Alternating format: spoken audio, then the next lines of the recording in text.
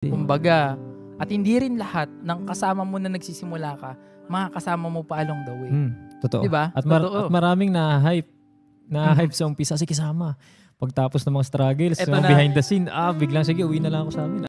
Tapos pag gano'n na nangyayari, lalo sa isang grupo o sa mga taong sumasama sa'yo, medyo naglalaylo na sila. Pag napapansin nila, medyo medyo nagiging negative Parang pawala na to. Bahala.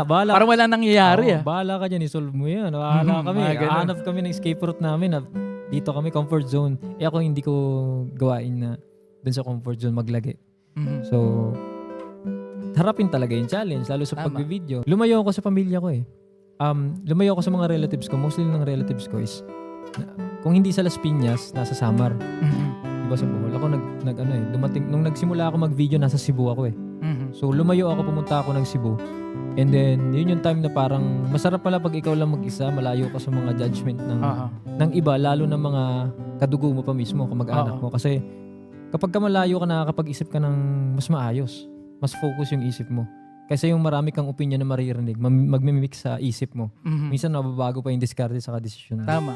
Kasi sabi ko nga, ako na personally, napaka-importante talaga ng lugar, ng kung paano ka gagalaw.